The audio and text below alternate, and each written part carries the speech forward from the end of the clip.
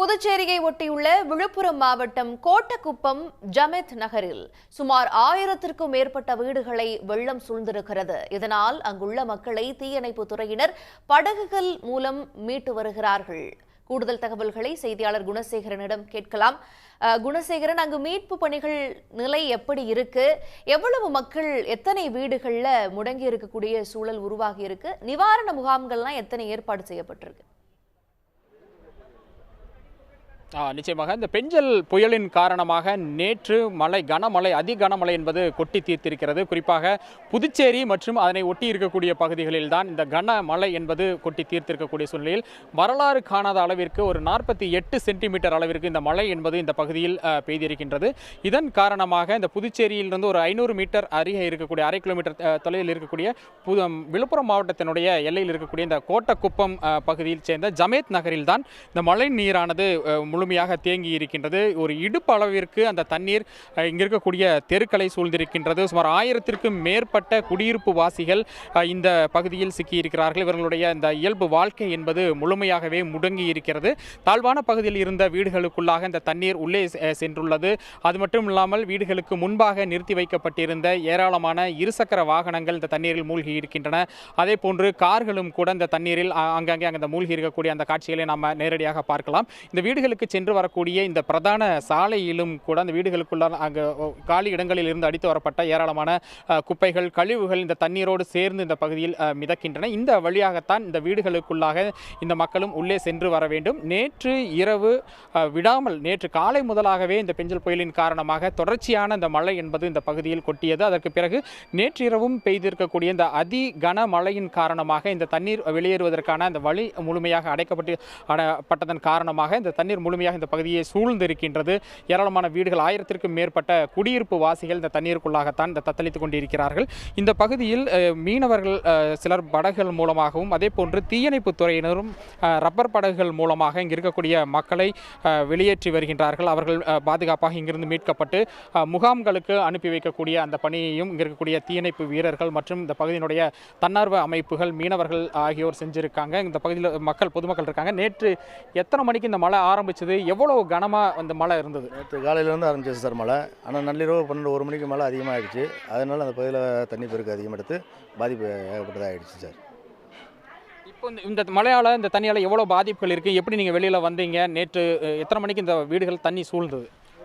நேற்று இரவு ஒரு 11 மணி இருக்கும். கொஞ்சம் கொஞ்சமாக தண்ணி வர ஆரம்பிச்சு 1 மணிக்கெலாம் நிறைய தண்ணி வந்துடுச்சு.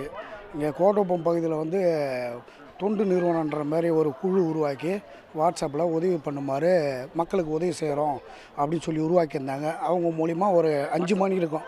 ஆமாம், வாட்ஸ்அப் குழு ஓப்பன் பண்ணி ஒரு 5 மணி இருக்கும். அந்த நேரத்தில் ஒரு 2 போட் ஏற்றாந்து மக்களை ஓரளவுக்கு வெளியேற்றணும். அதுக்கப்புறம் அரசு காதுக்கு கொண்டு போயிட்டு அரசு சம்மந்தப்பட்ட அதிகாரிகளாம் எல்லாம் குழு, தீயணைப்பு குழுலாம் ஒரு ஆளாக மீட்டுக்கிட்டு தான் இருக்காங்க.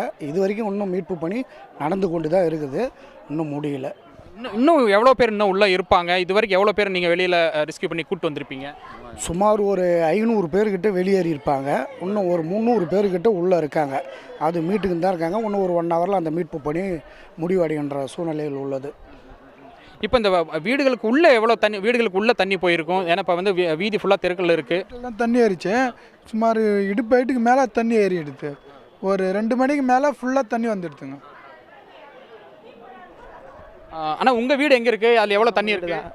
இப்போ 3 அடி குறைஞ்சி தண்ணி கழுத்து அளவுக்கு வந்துச்சு. இப்போ 3 அடி கம்மியாக இருக்குது தண்ணி குறைஞ்சி. ஒரே நேரத்தில் இவ்வளோ தண்ணி எங்கேருந்து வந்துச்சு? இந்த மழை தண்ணி தானே இல்லை வேறு எங்கேருந்து வெளியே? இந்த பக்கத்தில் இந்த காட்டு மூட்டு தண்ணி, அந்த தோப்பு தண்ணிலாம் எல்லாம் ஓடி இருந்துச்சு.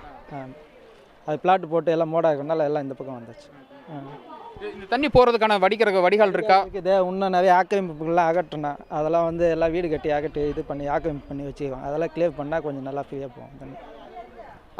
வரலாறு காணாத அளவில் ஒரே நேரத்தில் இந்த பகுதியில் ஒரு கனமழை, அதிகனமழை என்பது கொட்டி தீர்த்திருக்கின்றது. சுற்றுப்பகுதிகளில் பெய்திருக்கக்கூடிய அந்த மழை நீரும் இந்த பகுதிக்குள்ளாக இந்த வடிகால் வழியாக வந்தபோது தான் இது தொடர்ச்சியாக இந்த பகுதியில் ஆக்கிரமிப்புகள் இருப்பதாக இந்த பகுதி மக்கள் சொல்கிறாங்க. அதனால் தண்ணீர் வடிவதற்கான அந்த வசதி இல்லாத காரணத்தாலும் ஒரே நேரத்தில் அதிக அளவு இந்த தண்ணீர் இந்த பகுதிக்கு வந்ததாலும் இது போன்ற ஒரு பெரிய ஒரு நிகழ்வு என்பது இந்த பகுதியில் நடந்திருக்கின்றது.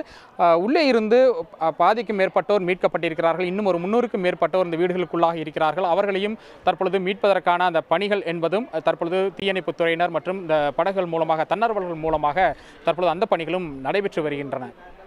நிச்சயமாக தங்களின் கள தகவல்களுக்கு நன்றி குணசேகரன். கடலூரில் பெய்து வரும் கனமழையால் கங்கனாங்குப்பம் செல்வா நகர் பகுதியில் உள்ள குடியிருப்புகளை தண்ணீர் சூழ்ந்ததால் அங்கு வசிக்கும் குடும்பங்களை தமிழ்நாடு பேரிடர் மீட்புக் குழு மூலம் படகுகளில் மீட்டு வருகிறார்கள். கூடுதல் தகவல்களை செய்தியாளர் கண்ணதாசனிடம் கேட்கலாம். கண்ணதாசன், எத்தனை குடும்பங்கள் அங்கே சிக்கியிருக்கின்றன? விவரங்கள் என்ன? வங்கக்கடலில் உருவான இந்த பெஞ்சல் புயல் காரணமாக கடலூரில் நேற்று மாலை முதலிருந்தே கனமழை என்பது பெய்து கொண்டிருக்கிறது. மேலும் இந்த கனமழை என்பது தரைக்காற்றுடன் பெய்து வருகிறது. இதனால் மாவட்டத்தின் பல்வேறு இடங்களிலுமே குடியிருப்புக்குள் மழைநீர் புகுந்துள்ளது. இதனால் பொதுமக்கள் மிகவும் சிரமத்துக்கு ஆகியுள்ளனர். கடலூர் அடுத்த தென்பெண்ணை ஆற்றின் அருகே இருக்கக்கூடிய பெரிய கங்கனாங்குப்பம் பகுதியில் செல்வா நகர் என்ற பகுதியில் சுமார் 20க்கும் மேற்பட்ட குடும்பத்தினர் வசித்து வருகின்றனர். அப்பகுதி முழுவதும் மழைநீர் சூழ்ந்து ஒரு ஆற்றின் நடுவில் இருப்பது போல் இப்போது இருக்கின்றது. இதனால் அந்த பகுதியிலிருந்து வெளியேற முடியாமல் தவித்தவர்களை தமிழ்நாடு பேரிடர் மீட்பு குழுவினர் அவர்களுக்கு போட், அதாவது ஒரு படகு மூலம் அவர்களை போயிட்டு பேசி அழைத்து வந்தனர்.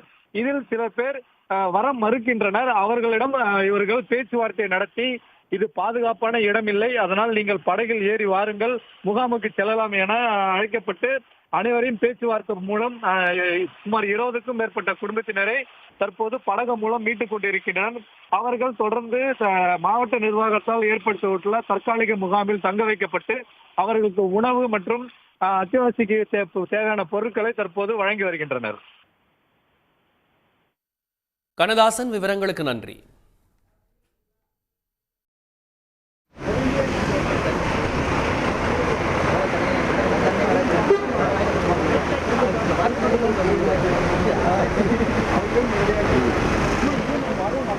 உடனுக்குடன் செய்திகளை தெரிந்து கொள்ள சன் நியூஸ் பெல் ஐகானை கிளிக் பண்ணுங்க.